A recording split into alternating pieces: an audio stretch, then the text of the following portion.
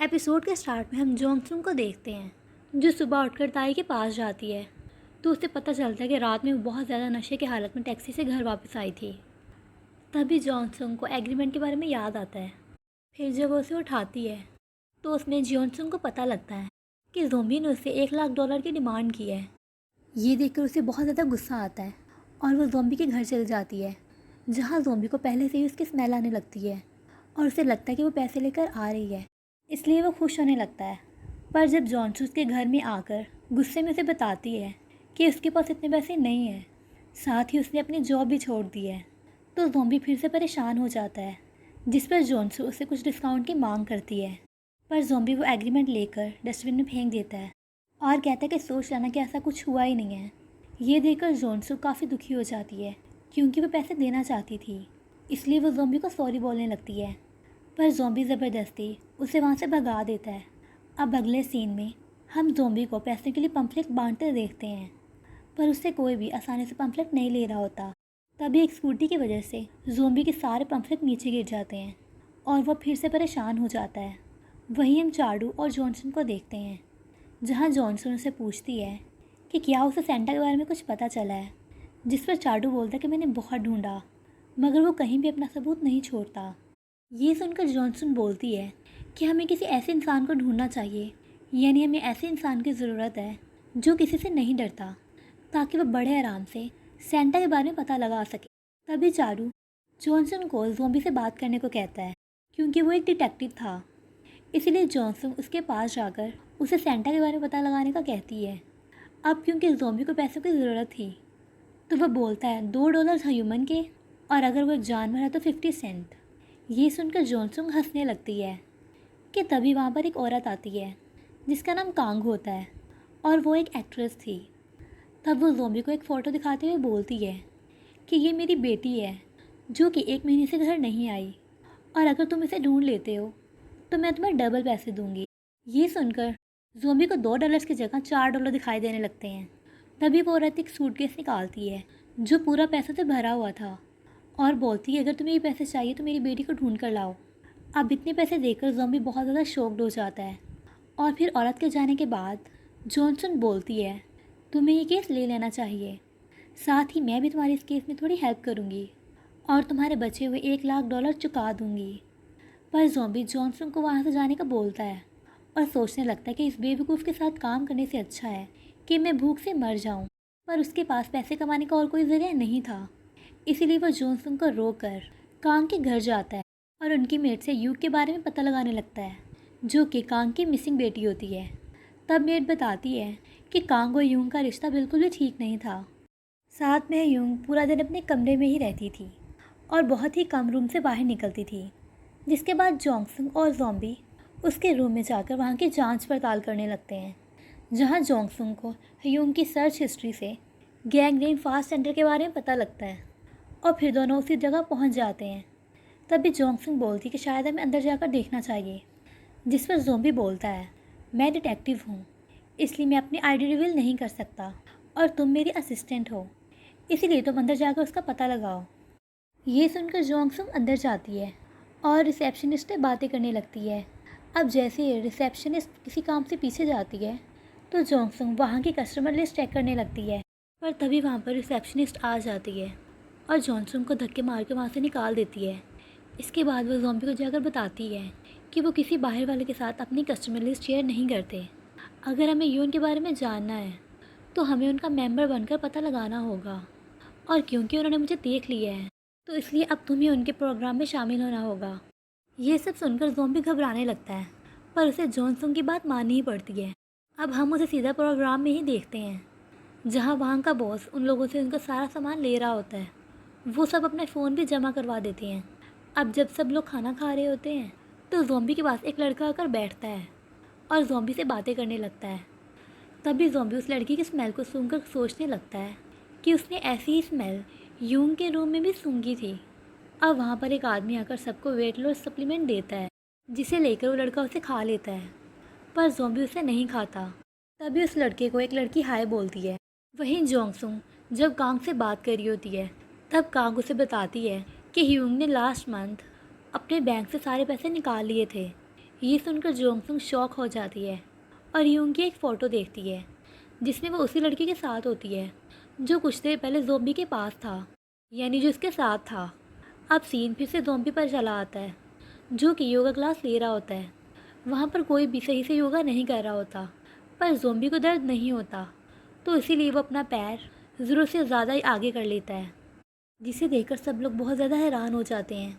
वहीं जोंगसू उस लड़की के बारे में पता लगाने के लिए एक जगह जाती है जहाँ उसे एक औरत मिलती है, जिसे देखकर जोंगसंग शॉक होकर बाहर आती है और ज़ॉम्बी को कॉल करती है, पर ज़ॉम्बी का फ़ोन जमा किया गया था, इसीलिए वो उसे रिसीव नहीं कर पाता। साथ ही उसे बहुत ज़्यादा भूख लगती है, इसीलिए वो उस रूम में जाता है जहाँ पर बहुत सारा नॉनवेज रखा हुआ था। तभी उसे वाह यून मिलती है जो कि खाना खा रही होती है, जिसे देख ज़ॉम्बी उसे पूछता है कि तुम यहाँ पर क्यों आई थी, जिस पर वो लड़की बताती है कि वो अपने बॉयफ्रेंड की वजह से यहाँ पर आती है, जो उसे वेट कम करने के लिए बोलता रहता है। तभी वहाँ पर कोई आने लगता है, जिसकी आवाज़ सुनकर ज़ॉम्बी छुप जाता है। तभी ह्यून का बॉयफ्रेंड वहाँ गार्ड्स के साथ आता है और ह्यून को पकड़कर वापस भिजवा देता है और वहाँ के मैनेजर से बात करता है। तब हमें पता चलता है वो उन सब के साथ मिला हुआ है जो अमीर लड़कियों को फंसाने का काम करते हैं, जो उसके बोलने पर $5 लाख तक ले आती है और बाद में वो लोग उनसे फ़ीस के नाम पर पैसे लेते हैं। फिर जब मैनेजर वहाँ से चला जाता है तब उसके जाते ही ज़ॉम्बी भी वहाँ से भाग जाता है और छुप जाता है, जिसके बाद वो कुछ लोगों को नोटिस करता है जो कहीं जा रहे थे। ये देखकर ज़ॉम्बी भी उनके साथ जाने लगता है, जिसके बाद वो सभी एक रूम में पहुँच जाते हैं जहाँ पर एक आदमी डेविल का नाम लेकर सभी लोगों को पागल बना रहा होता है। वहाँ ज़ॉम्बी यूंग को भी पागलों की तरह प्रे करते देखता है। तभी मैनेजर ज़ॉम्बी को नोटिस कर लेता है, जिसे यहाँ पर नहीं बुलाया गया होता। अब ये पता चलते ही गार्ड्स और मैनेजर ज़ॉम्बी के पीछे पड़ जाते हैं और ज़ॉम्बी भागते हुए एक रूम में जाकर अलमीरा में घुस जाता है। तभी वहाँ पर मैनेजर और गार्ड्स भी आ जाते हैं और उस अलमीरा को गिराकर उसे लोहे की रोड से मारने लगते हैं। उसी वक्त ज़ॉम्बी को कुछ पास की चीज़ें याद आने लगती हैं कि कोई उसे शूट कर रहा है। ये देखकर ज़ॉम्बी की आंखें रेड हो जाती हैं और वो अजीब अजीब आवाज़ें निकालने लगता है, जिसे सुनकर बाहर सब लोग डर जाते हैं। फिर जब वो बाहर आता है तो सब लोग उसे देखकर डरने लगते हैं और मौका पाकर ज़ॉम्बी वहाँ से भाग जाता है। जिसके बाद हम उसे उसके ऑफिस में देखते हैं जहाँ वो सोच रहा था कि क्या उसका मर्डर हुआ है। ये सब सोचकर वो बहुत ज़्यादा परेशान होने लगता है और अगले दिन हम देखते हैं कि उसके पेट पर एक बहुत बड़ा सुराख है। तभी उसके घर की डोरबेल बजती है और बाहर जोंगसुंग आई थी, जिसे देखकर ज़ॉम्बी उसे वापस जाने का बोलता है और काफ़ी दिनों तक ज़ॉम्बी जोंगसुंग से नहीं मिलता। जोंगसुंग बहुत कोशिश करती है कि ज़ॉम्बी उससे मिले, पर वो हर बार फेल हो जाती थी। एक दिन जोंगसू जब हार मानकर जा रही होती है तभी ज़ॉम्बी उसे रोकता है और उसे बोलता है कि आगे काम करने से पहले मेरी एक शर्त है जो तुम्हें माननी होगी। जब जोंगसू से शर्त पूछती है तो ज़ॉम्बी उसे बीबी क्रीम लाने का कहता है। ये सुनकर जोंगसुंग पास के स्टोर में जाती है और बीबी क्रीम ले आती है और ज़ॉम्बी को दे देती है, जिसके थोड़ी देर बाद ज़ॉम्बी क्रीम लगाकर गेट खोलता है और जानसुंग को अंदर बुलाता है। फिर ज़ॉम्बी उसे बताता है कि मैंने वहाँ यूंग को पागलों की तरह प्रे करते देखा है। जिसके बाद वो जॉनसुंग को वेट लॉस सप्लीमेंट देता है और उसका टेस्ट करवाने को बोलता है। इसीलिए स्योंग अपनी दोस्त किम के साथ डॉक्टर के पास जाती है, तो डॉक्टर उन्हें नेक्स्ट डे आने का बोलता है। अब अगले दिन हम ज़ॉम्बी और जॉनसुंग को उसी जगह पर नज़र रखते देखते हैं जहाँ जॉनसुंग बोलती है कि हमें अंदर जाकर पता करना चाहिए, साथ ही इस बार भी तुम्हें ही जाना होगा, जिस पर ज़ॉम्बी साफ मना कर देता है। तभी जॉनसुंग बोलती है कि सोचो अगर तुम उसे ढूंढ लेते हो तो तुम्हें कितना ज़्यादा पैसा मिलेगा, जिससे तुम हर वो चीज़ खरीद सकते हो जिसे तुम लेना चाहते हो। ये सुनकर ज़ॉम्बी को सच में लालच आ जाता है। इसके बाद जॉनसुंग उसका पूरा हुलिया चेंज कर देती है और उसे स्टाफ का कॉस्ट्यूम पहना के अंदर भेज देती है। साथ ही वो उसे गाइड भी करती है कि यूंग कौन से रूम में है। तब ज़ॉम्बी एक कंटेनर लेकर उस रूम में पहुंच जाता है और यूंग को अपने साथ चलने को बोलता है, पर यूंग पागलों की तरह चिल्लाने लगती है और बोलती है कि ये मुझे डेविल के पास ले जा रहा है। ये देख ज़ॉम्बी उसे हिट करके बेहोश कर देता है और उसे कंटेनर में डाल के बाहर ले जाता है। अब वो यहाँ से बाहर पहुँचने ही वाला था कि तभी मैनेजर को उस पर शक होता है, इसीलिए वो उसे मास्क उतारने को बोलता है। पर जब ज़ॉम्बी मास्क उतारता है तो मैनेजर उसे नहीं पहचान पाता क्योंकि उसने मूंछ लगा रखी थी। जिसके बाद ज़ॉम्बी थोड़ा और आगे जाता है तो उसे यूंग का बॉयफ्रेंड पहचान लेता है और उस कंटेनर को खोलने की कोशिश करता है। ये देखकर ज़ॉम्बी उसे पे लड़ाई करता है और उसे बहुत मारता है।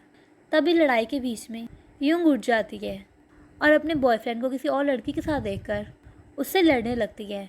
तब मौका देकर ज़ॉम्बी वहाँ से बाहर भाग जाता है, लेकिन इससे पहले कि वो भाग पाता, मैनेजर भी उसे देख लेता है, जिसके बाद वो अपने चेयरमैन ली को सब बताने जाता है। असल में ली ही लोगों को डेविल के नाम पर उल्लू बनाता था। अब जब ये बातें ली को पता चलती हैं तो वो बोलता है कि हमें जल्द ही उसका कुछ करना होगा। वहीं हम ज़ॉम्बी को देखते हैं जो अभी भी उसी जगह पर था और एक वॉशिंग मशीन में छुपा हुआ था। अब जब वो बाहर निकलता है तो धोखे से उसी रूम में चले जाता है जहाँ पर सप्लीमेंट की पिल्स तैयार की जाती थी। वहाँ पहुँचकर ज़ॉम्बी को पता चलता है कि ये ड्रग्स हैं जो ज़्यादातर ब्रेन वॉश करने में यूज़ होती हैं। तभी वहाँ मैनेजर आकर ज़ॉम्बी को बेहोश कर देता है और दूसरी तरफ जॉनसून भी किंग की मदद से उसके बारे में पता लगा लेती है। इसीलिए वो फ़ौरन चाडू के बॉस के पास जाकर उन्हें उस जगह पर चलकर छापा मारने को बोलती है, जिस पर उनका बॉस बोलता है कि ली बहुत पावरफुल है, इसीलिए हम बिना किसी विटनेस के उस पर इल्ज़ाम नहीं लगा सकते। तब जॉनसन बोलती है कि विटनेस है लेकिन वो भी अवेलेबल नहीं है। ये सुनकर बॉस को गुस्सा आ जाता है और वो चिल्लाने लगता है। ये देखकर चाडू जॉनसन को अपने साथ ले जाता है और एक पेपर स्प्रे देकर जॉनसन को वहाँ जाने का बोलता है ताकि वो सच का पता लगा सके। ये देखकर जॉनसन बहुत खुश होती है और चाडू को थैंक यू बोलती है। वहीं दूसरी तरफ जब ज़ॉम्बी की आंख खुलती है तो वो एक गंदे कमरे में पड़ा होता है। तभी वहाँ पर ली पहुँचता है और ज़ॉम्बी को अपने साथ ले जाता है, जिसके बाद वो उसे वीडियो दिखाता है जिसमें ज़ॉम्बी भागता हुआ एक गाड़ी से टकरा गया था और साथ में उसे वो वीडियो भी दिखाता है जब ज़ॉम्बी विंडो से कूदकर भाग जाता है। जिसके बाद वो ज़ॉम्बी से पूछता है कि तुम इंसान नहीं हो, तुम डेविल हो। ये सुनकर ज़ॉम्बी बोलता है कि ऐसा कुछ नहीं है, पर मुझे एक बीमारी है जिसकी वजह से मुझे दर्द नहीं होता। ये सुनकर ली एक फोर्क उठा के उसकी टांग में घुसा देता है और इससे ज़ॉम्बी को बिल्कुल भी दर्द नहीं होता। ये देखकर ली बोलता है कि बस फिर तुम मेरी मदद करो, बदले में मैं यूं को तुम्हें दे दूँगा। और ये सुनकर ज़ॉम्बी मान जाता है। असल में ली ज़ॉम्बी को अपने फर्जी शो के लिए यूज़ करना चाहता था। अब बाद में ज़ॉम्बी जाकर अपना फ़ोन ले लेता है और जॉनसन को कॉल करता है कि जब सबका ध्यान भटका होगा तो तुम यूं को लेकर भाग जाना।